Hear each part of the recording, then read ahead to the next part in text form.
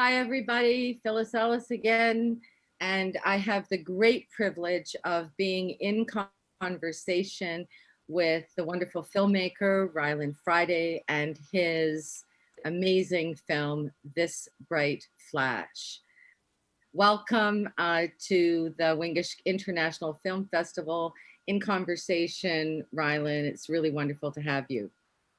Thank you so much for having me. And honestly, it's a nice little pleasant surprise. And it's so great to see like Indigenous led initiatives like this. We need more of this within Turtle Island, and it's great. Well, we were before we started, you were speaking a little bit more about how important that is to you. I think it's a wonderful way for us to start this conversation. Yeah, definitely. So pretty much me being an openly gay Indigenous filmmaker, not a lot of people realize that like I need to work twice as hard just to make sure that like my voice is heard because like there's so many systemic barriers that I'm faced with. And honestly, like I deal with a lot of homophobia, racism, and of course, like I'm more likely to go murdered and missing as well. And for me, I just want to make sure that like I'm trailblazing and making sure that like I like to tell myself that like I'm the metaphysical locations manager, that I like to leave like places within the industry in Vancouver better than when I found it, and make sure that like I'm doing my job because like I realize that like I'm going to be 30 in the next couple of months, and I really I want to be the person that like I needed when I was like 14 and figuring out my individuality and like who I was, my indigeneity and like my sexuality. And for me to like just grow into my own being, like I felt that like it's really important because like if you want to see it, you can be it, right? And for me, like representation is so important in all fronts, especially more so in like the media industry, and just like making sure within film that like our stories and who we are as individuals are being told in such a positive light, because like it's so nice to know that like Indigenous people are feeling more safe and compelled to like share their artwork, their stories, and just who they are, and just not have to be really insecure. It's funny, like a lot of people are just like know who I am and what I represent, and it's nice to know that like me as an Indigenous person, like I don't have to explain myself. And it's interesting because like it's one of those things that I firmly believe that like there's art in our there's healing within our art, and for us to make sure that there's that shared commonality that we can pave a way for like a path of healing for like future generations, and make sure that they feel a lot more empowered and like not so much insecure about like who they are, because like I sure is like felt that like in the mid 2000s being like the visibly only visible like Indigenous person like around, growing up in Langley, BC. Well, thank you for sharing that. Um, so it's a great segue to how did you conceive of this bright flash, and what's the genesis of the the story, the narrative, and then the making of the film? That definitely. So I conceptualized the film back in like 2015 when I was attending my first and only year at the Indigenous Digital Filmmaking program at Capilano University. And I took the idea from like this very abstract song from like French electronica band M83 of the same namesake, This Bright Flash. And that's the lyrics are so minimal, where it says like I kill all the rainbows and all the species. And every time I close my eyes while listening to it, I just got like this sense of like urgency, and that like someone was running away from something but towards something. And I was also really frustrated with like how like representation within like gay characters is just like so like care like pretty much more so turned into like a characteristic or something that's more palatable. But like it was an exercise for me just to like share like what writing human beings as human beings looks like. And my emphasis on like all my stories going forward after that is that like I just like to write queer and Indigenous characters who are just everyday people who are put in like surreal, like terrifying like situations that push their emotional limits. And there's this duality between like both the characters. Like I made like the one partner like very like stereotypical as a commentary, and as well as like the main character just like just a normal person. And it's great like how those like worlds kind of clash together. And I took a lot of references from like 10 Cloverfield Lane, and as well as The Day After, and like The Miracle Run, and like Seeking a Friend at the End of the Universe, or at the End of the World. And it was interesting because I wrote it at a time where like the world was already in turmoil with like the impending like 2016 election, and like just like Trump was getting to office. And like I have like a radio broadcast and like journalism background, and for me to like make the writing feel so like real and relevant of like what could potentially happen at like any given moment if like it was dire. And it was interesting. Like I wasn't expecting the film to like get so well received. Like we shot it on like a $300 budget film school project, and we were just like running and gunning it around Seattle on our way down to a concert just to get B-roll.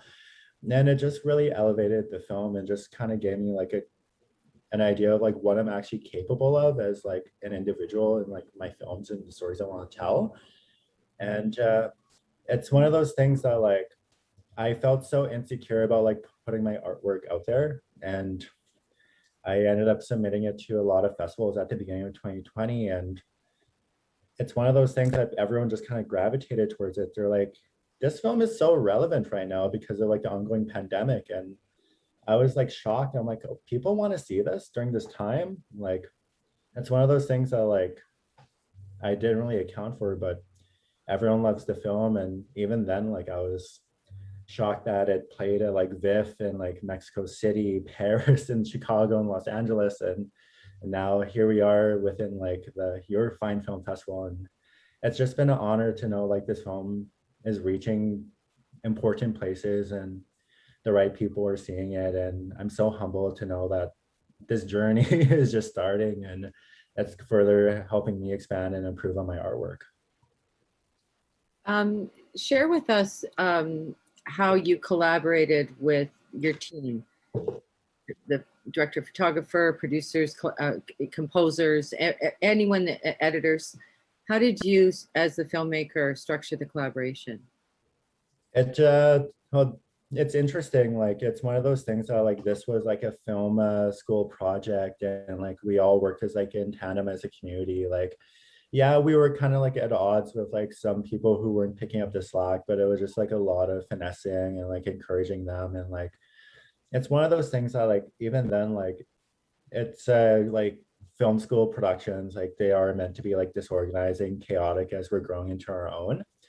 But it also helped me realize that like I'm such a collaborative individual when it comes to like the work I do. Like anything is that like I don't really consider like my crew members like crew members. I consider them my community.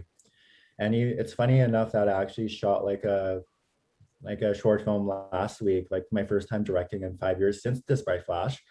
And it actually helps solidify like the type of leadership styles that I want to work towards. Like it's one of those things that like I don't really believe in the hierarchy. Like I refuse to go into the union just because it's this pecking order that's so colonial. And I like to think of myself and the team I work with is that like we're just like cogs in this colonial machine turning the other way, making way for change. And it was a lot of first for me to like step into the directing role and collaborating with like my director of photography. And they would be like, Rylan, like, can we try this light setup? Or like, here, but how about this? And it's one of those things that like, I'm like, yes, like, why didn't I think about like, this makes like the imagery or the symbolism so much better and stronger. And I find that like you can find strength within collaboration to make sure that like it's getting the best product like out there, the best it can be. And I'm a firm believer that like it's one of those things that I have a philosophy and ideology that like, yeah, like I'm the one that's directing it, writing it. But once it's out in production, it's not my film anymore. Like people are like, but don't say that. Like I'm like, no, like it's everyone's film. Like the art department, the DOPs, like the producers, they're putting in as just as much work or a lot more work than I am right now as the director. So it's my way of just breaking this like toxic cycle that we are so accustomed to within like the arts and film. And for me, like it's one of those things that I am even transparent with like everyone where I'm like, okay, like I'm not like my energies levels are low, but this is what you can do to support me. And just like that open communication. and having like other people just feel empowered to like communicate with me and be like, hey, I was uncomfortable with like what was happened on set today, or like how your producers or anyone else handle that like for other projects. And I'm like, okay, perfect. Like, how can I grow as a person? But more so, like, how can I make sure that this is a culturally and ethically sound workspace for all of us? Like, it just makes a whole difference. Like, I've seen like other directors and producing teams like just run like their productions like slave ships, pretty much. Like, bad analogy, but like I see that like their work isn't really where it should be because like the people are starting to feel like demoralized or not treated well. And that's one of my mentalities. And what I like to do is I like to treat people how I like to be treated. And just that like just a lot of respect and kindness goes a long way. Like I know that like we're making a movie and there's budget and time constraints, but like all in all, like you're never too busy to be like nice to people. That is very true. So let's go to the story. Yeah. Why is this story important? And how did you balance the tension and the love between these two characters? Oh wow, that's a new one.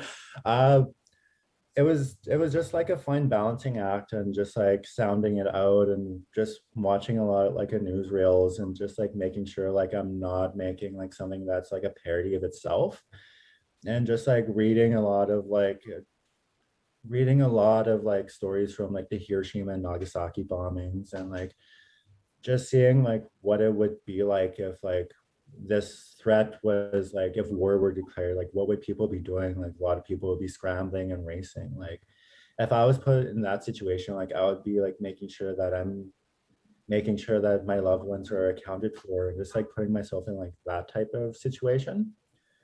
And with that, like relationships on the rocks, but it's just taking a lot of like personal experiences from like my previous relationships where I'm at odds, and like how could I reconcile with them, and just like making sure like it's not an overly done, overly cheesy like love story, but also like it adds like this sense of like there's tension, there's love there, but like all in all, like it's one of those things that like love is always going to be like the motivator to like get us where we need to be. It's just about like two people who love each other, who are thrusted in this surreal situation that's happening in the backdrop. Like for me, like I find that like less is more.